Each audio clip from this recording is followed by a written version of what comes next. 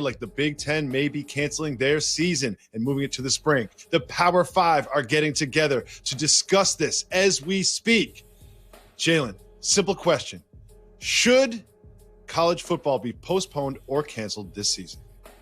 Jacoby, whether it's a crossword puzzle or a jigsaw puzzle or a maze, whenever I get confused, I follow the money.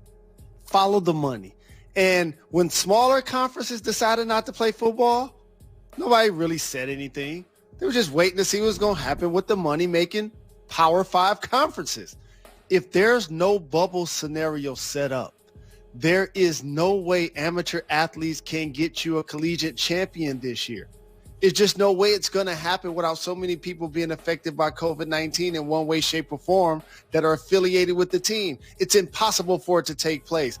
I assume that I'm not the only person that knows this. So therefore, I'm not surprised by this news of potentially the Big Ten coming to this conclusion. I think not only will the Big Ten postpone their season, I imagine that all Power 5 conferences will, but we will give you that news when it breaks. But now we go down to Orlando where the NBA bubble continues and the race for the 8th spot in the Western Conference is heating up because Dame Lillard had 51 points. When you look at the race for the 8th seed, they are a half game behind the Grizzlies. The Grizzlies have lost Triple J, and the Spurs are 1 game behind, and the Suns are 1.5, still without a loss in the bubble. Jalen, what do you think of the Portland Trailblazers race for 8? I think Dame Dollar get love in the Bay like Mac Dre. That's what I think. Friend of the show. And when you come on our program during the pandemic, whether you spitting bars at Shaq or hitting game winners over Houston and Patrick Beverly, the same over OKC and Paul George, I got to ride with you on this one. And so, yes, he did miss 2 free throws and the game-winning 3. But coincidentally, the people that were teasing him joined forces to try to beat him with Kawhi Leonard. Okay? So for Dame, I saw how he popped his collar with his post. I am not mad at it. This is healthy banter that you want within the lines. These guys didn't take it personal or talk about who's sleeping with who or whatever's wrong with somebody's contractual obligations. This is basketball. And so I appreciate everybody's input, but also appreciate the fact that the Clippers know in order to play against the Blazers in the playoffs, they're going to have to beat the Lakers. So for the Clippers, that almost seemed like the Blazers are doing them a favor. So it's a win-win for them to get under Dame's skin. It absolutely is. And I think the Trailblazers end up with the 8th seed because of the loss of Jaren Jackson Jr. and the way the Grizzlies have played in the bubble. But I just want to salute the Phoenix Suns for a second. They're not going to make the play-in game. They're likely not going to. But I just love what they've done in the bubble. Undefeated, great performances from not just Booker, but also Ayton and Cam Johnson. They have just been great in the bubble, and they're building a lot of momentum for next year. But Jalen, this all ties back to the 8th seed in the East, who is going to match up against the Los Angeles Lakers. And if the Trailblazers end up in that spot, they're a tough matchup for the Lakers.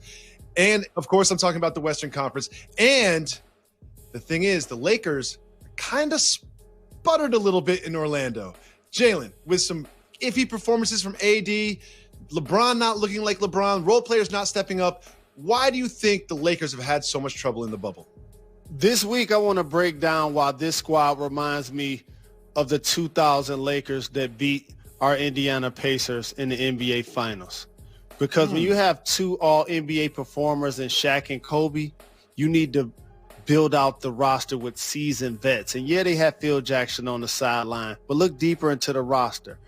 Harper, Ori, Fisher, Glenn Rice, OGs on the bench like John Sally that's been there and done that. And so this squad, if you look deeper into the roster, along with AD and LeBron, Danny Green, Rajon Rondo, JaVale McGee, they need those guys to help lift the other guys that have been role players that gonna have to play better. KCP falls into that category. Danny Green again, along with Kyle Kuzma.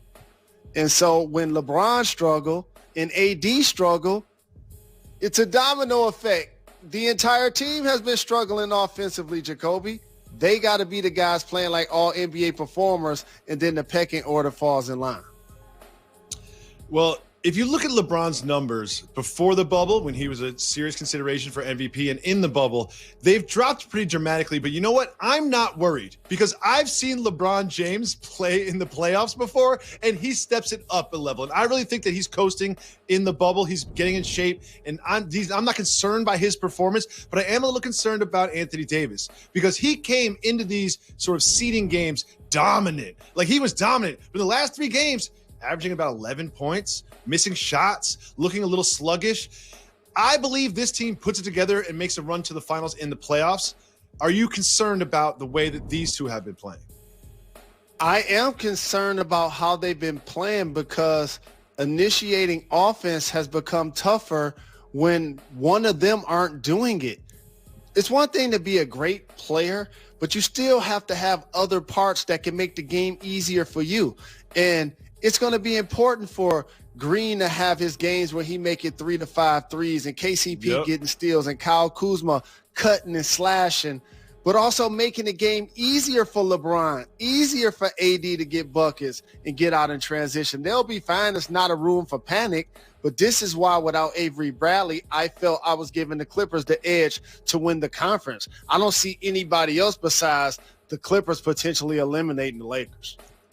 I'm glad you brought up the Clippers because we know who they're going to be matched up with. They're going to be matched up with the Dallas Mavericks, and they took on the number 1 team in the NBA, the Bucks, and Luka Doncic had a monster triple-double. Jalen, how much trouble do you think the Mavs can give the Clippers in this first round? Rest in peace to Bernie Mac, who just had a birthday. They're going to be in trouble. And as much as I like Luka and Kristaps Porzingis, and they've elevated. Shout to Trey Burke, who was out of the league, David Jacoby, before the bubble started, now playing meaningful minutes. Okay, Tim Hardaway Jr., Finney Smith. They have so many guys that continue to get the most out of. But playing against the Clippers, that's the worst possible matchup. They have so many all-NBA caliber defenders that can throw at Luka, and the Mavs struggle in crunch time because while Luka is dynamic, all young players, especially those 21 and under, have things to improve on. And late in the game for him, it's going to be his efficiency and his ability to create shots not only for himself or for his teammates when the game is at the end of the game, when it's at the end of the game. I mean, this is truly a nightmare matchup for this Mavs team, which you know that I love. I love this duo. I think they're very complementary to each other. But we both said this at the beginning of the season. This is sort of a trial run for the Mavs. This is the season where they see what they've got in KP and Luka, and they evaluate the best pieces to put around them. So while they won't go to the second round of the playoffs, most likely, I still believe that this team will win a title in the next 4 years. So, Jalen, you and I have watched every minute of every game in the bubble, and there's a couple players that we just wanted to celebrate, because they are what we consider Florida's finest. And you want to start with your guy who you've dubbed CC Warren. Preach. Celebrate good times. How about being a guy that averaged 20 points all year for the Pacers and people really weren't paying attention? Victor Oladipo's in and out of the lineup. Nate McMillan has an identity in Indianapolis on how each player is going to play. And for him, it was to get buckets. And all of a sudden, you get him into the bubble, and all of a sudden, he bursts, Jacoby. And he's putting up major numbers, getting big stats. And then you look back and say, how did he ended up with that squad? And it's like, oh, he got traded for a second-round pick and cash considerations, and he's scoring more points in a bubble than anyone. This is why I value the regular season. This is why I don't like load management, because most people wouldn't appreciate the Phoenix Suns right now or TJ Warren. But now that they're in a bubble and everybody's sitting still, we're forced to be able to watch players under the radar get buckets and make a name for themselves.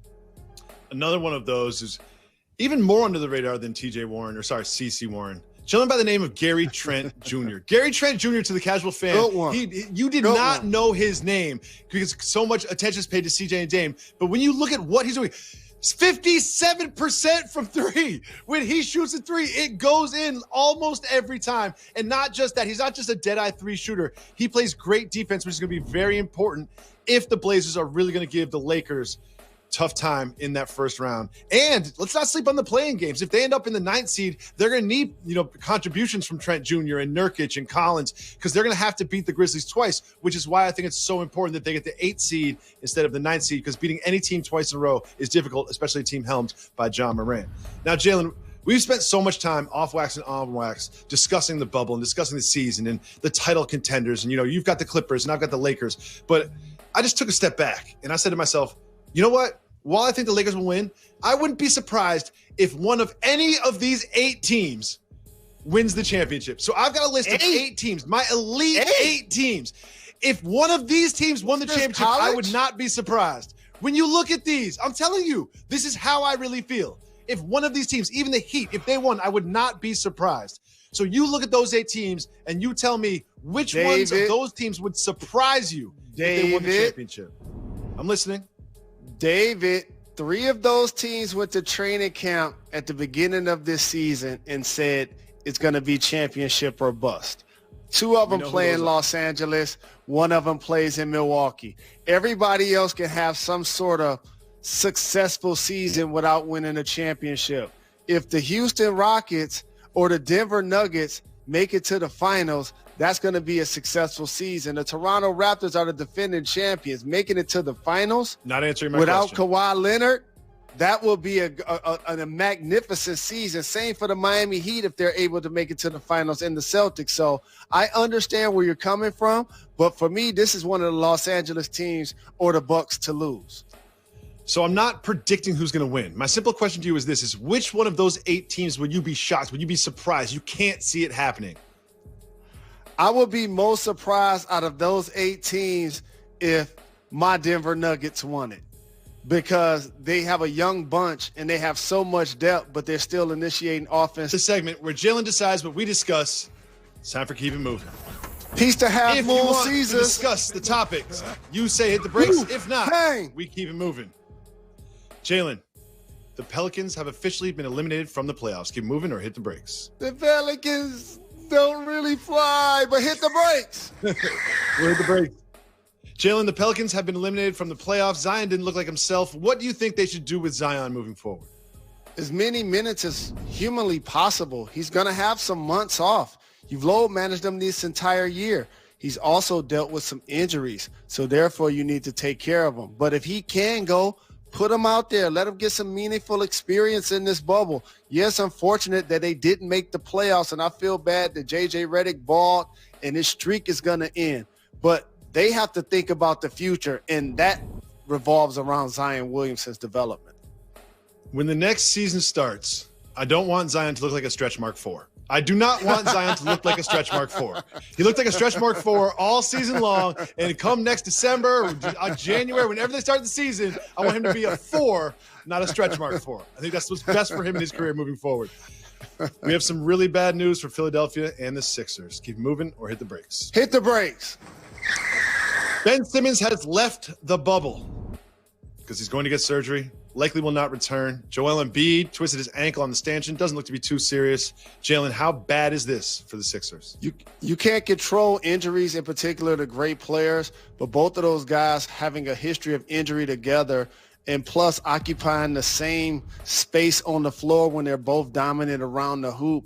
I just always felt, while terrific individually, they're both so really good that they could almost go somewhere else where a team could build around their strengths and weaknesses. So therefore, since they're under contract a couple of more years, along with Tobias Harris and Al Horford, Jacoby, this is your squad. So you have to consider all things on the table. You ain't trying to just give up on a young superstar, but you got to pick up the phone and see if you could get what OKC got for Paul George or something like that. Otherwise, I believe that they're going to change the coach. And so now you keep your core 4. Now you're going to change the coach this offseason. That guy's going to come in and see if he could get them somewhere that Brett Brown was not going to be able to get them to. That's what's going to happen in their situation. I don't believe the core 4 and the coach come back next year and complete the next season when they failed to meet expectations these last couple of years.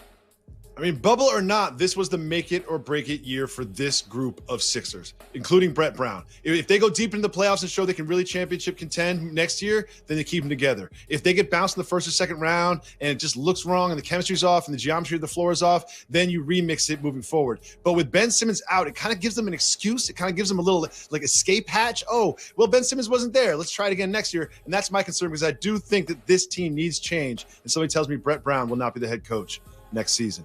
Moving on, we have another dust up, including the Astros in MLB. Keep it moving or hit the brakes. This going to keep happening all season because they only got a slap on the wrist by Major League Baseball for cheating and winning the championship. So keep it moving on the Astros. We keep it moving. We keep it moving.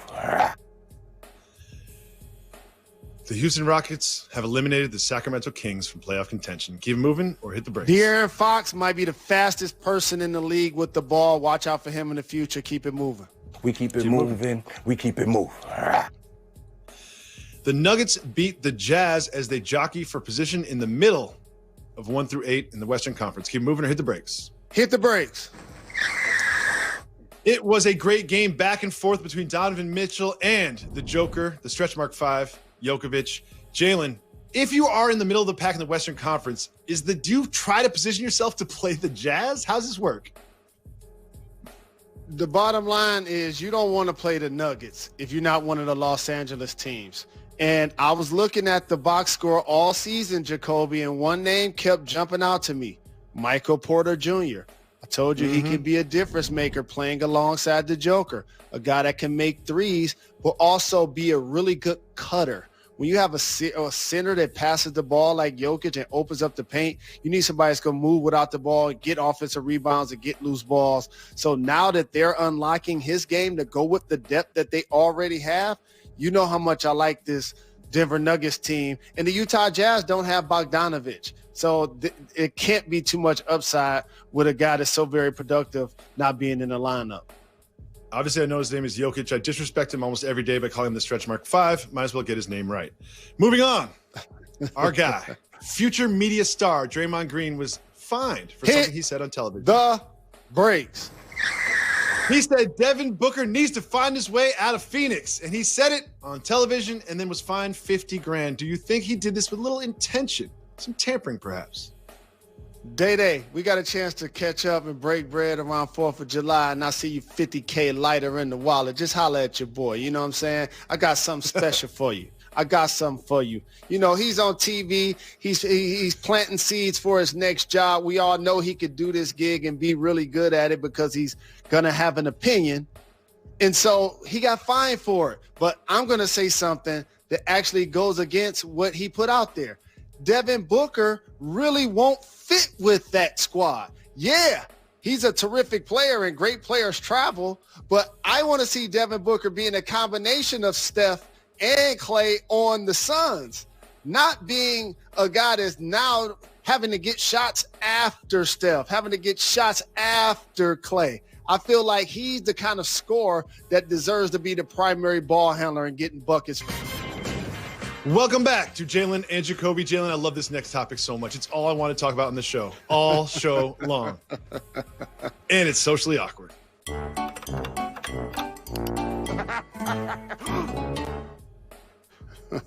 Kevin Durant famously had a burner account. Ever since then, he's been very transparent with all of his social media activity, responding to fans right and left. And the latest is this.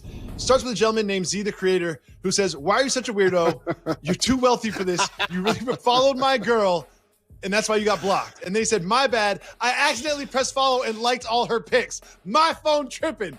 Jalen, I love this so much. I also have a little story to tell, Jalen. Every once in a while, I'm on Instagram.